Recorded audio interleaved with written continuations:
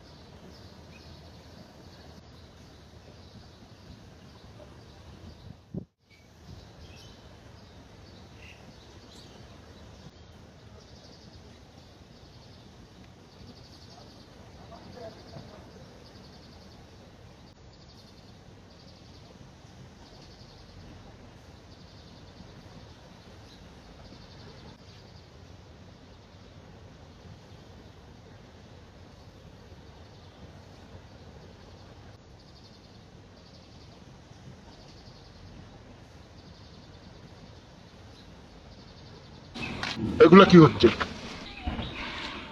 সেই দিন আমার মেয়ের দিকে কোন নজরে চাইছিলি? আমি তোকে কিচ্ছু বলিনি। তোর মেয়ের দিকে কোন নজর লাগাইছো? আমি তোকে আজকে ক্ষমা করবো না। আমি তোকে ক্ষমা করবো না। রাখ, তোর ব্যবস্থা আমি করতেছি।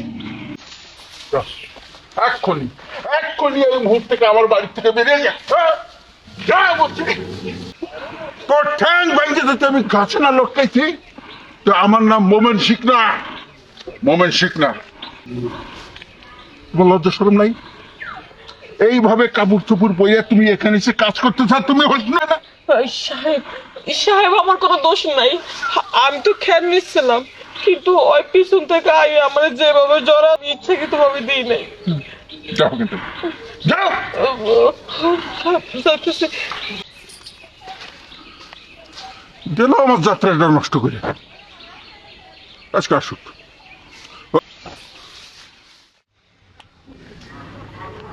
তো সময় লাগে আসতে, কখন আসতে বলছি? এখন তো বাবা এসে বল।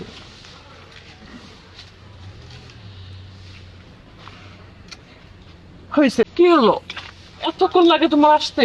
আরে বুঝো না, কি বুঝবো? কখন বলছি আসতে তোমায়? আর খামারে কাজ করতে হবে। হ্যাঁ বুঝছি, এদিকে আসো। কি? কেন? আমি জানি আমার কাছে আর তোমার ভালো লাগে না। কি করবো, তোমার বাবা আমার সবসময় বাড়িতে থাকে, তোমার সঙ্গে একটু ফিলিংস করবো, এই জন্য তো তোমাকে আমি ডাকছি। বুঝতে পারছি। ভালো লাগতেছে না? কি বলো?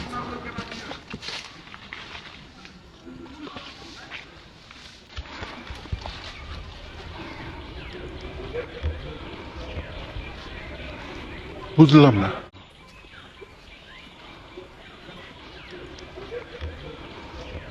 তা আবার লিচু গাছ তোলা। ঘটনা খুব গভীর। এই মেয়েকে তো রাখা যাবে না, নাহলে কোন সময় কোন দুর্ঘটনা ঘটাই দেয়। আমার মান সম্মানের ব্যাপার না।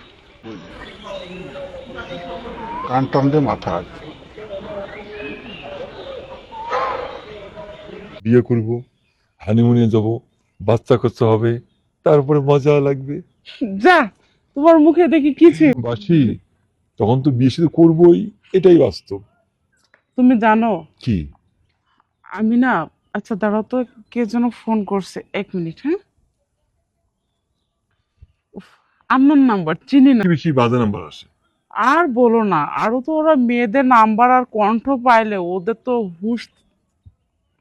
ধ্যাৎ, আমরা কোথায় যেন ছিলাম?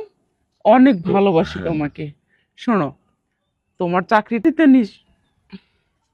আচ্ছা দাঁড়াও তো, ফোনটা রিসিভ করি। আচ্ছা করো, দেখিয়েছি। আপনার কি কমন সেন্স নাই? আমি যে ফোনটা কেটে দিচ্ছি বারবার, তাহলে একটা মানুষের বোঝা উচিত হয়তো ফোন দিয়ে যাচ্ছেন। যত সব, ফোন রাখেন। সাথে না বেশি কথা বলার মতো সময় আমার কাছে নেই। ডিস্টার্ব কোথাকার। কি সেটা কি চিনো নাকি? আর তোমার সামনেই তো বললাম যে আননোন নাম্বার, তাকে কিভাবে চিনবো বলো তো? না ঠিক আছে, এইভাবে বলছো ভালো হয়েছে, কারণ এদেরকে এইভাবে না বললে। আমরা একটু বাইরে রেস্টুরেন্টে যে আচ্ছা আজকে ফুচকা খাবো। ওকে, চলো বেবি চলো। আরে না, ঘুমাচ্ছি না তো, মানে কোনো কিছু ভালো লাগতেছে না আমার। একটু আসলাম ঘুরবো, ভালো লাগতেছে না, কিন্তু কি অসুস্থ লাগতেছে? জ্বর আসছে নাকি? না তাও তো না। আরে জ্বর আসেনি, অন্য কোনো বিষয় থাক। ওই আমি একটা জিনিস বুঝি না, তুমি যে কোনো বিষয়ে কেন আমতা আমতা করো? আমি কি তোমার আপন কেউ না? তুমি আমার কাছে ভালো, এটা মন্দ? আহা, তুমি এভাবে কেন বলছো? আমি কি একবারও তোমাকে বলছি যে তুমি আমার আপন কেউ না? পরিমাণ কিছু নিয়েছি যে এখন আর বলার মতো কোনো ভাষা খুঁজে পাচ্ছি না আমি। আহা, এত পরিমাণের কি আছে রে ভাই? নিচ্ছ কি না নিচ্ছ, আমার যা কিছু আছে সবকিছু তো আমি তো তোমারই, আমার মানে তো তোমার। তো তুমি তোমার মনে করো যে সেটা নিয়ে এত কান্নাকাটি করার কি আছে সুজন, তোমার মনে আছে আমার বোন যে হসপিটালে ভর্তি ছিল? নাকি? হ্যাঁ, কিন্তু পুরো ঘটনাটা আমি তোমাকে খুলে বলিনি। না, তার স্বামী যৌতুকের টাকার জন্য তাকে, কিন্তু সে সেটা সহ্য করতে না পেরে সুসাইড করতে চাইছিল, বুঝছো? আর এখন সেই যৌতুক, এখন আমি কি করব বলো? না এটা তো আসলে সমস্যা। যাই হোক, চাকরিটা তো হয়ে গেছে। বাকি 1 লক্ষ টাকার জন্য না আমার বোনকে অত্যাচার করতেছে, আর আমার পরিবারের উপরও অনেক চাপ যাচ্ছে। 1 লাখ টাকা না হয় আমিই দিলাম, কিন্তু টাকা দিলেই কি সমাধান? হ্যাঁ, টাকাটা দিলেই সমাধান হয়ে যাবে, আচ্ছা কোনো চাবে না। আচ্ছা ঠিক আছে, তাইলে এক কাজ করি, টাকা তো 1 লাখ টাকা কাছে নাই, আমাকে একটু তাহলে ব্যাংকে যেতে হবে। আচ্ছা চলো আমরা একটু রেস্ট নিই, ঠিক আছে চলো।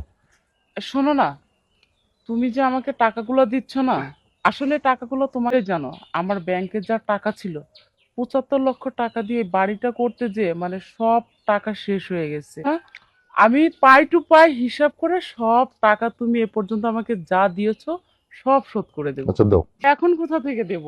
আসলে ব্যাংক লোন করছি তো, লোনটা পাস হলে তোমাকে দিয়ে দেবো। চুপ, একদম চুপ। আর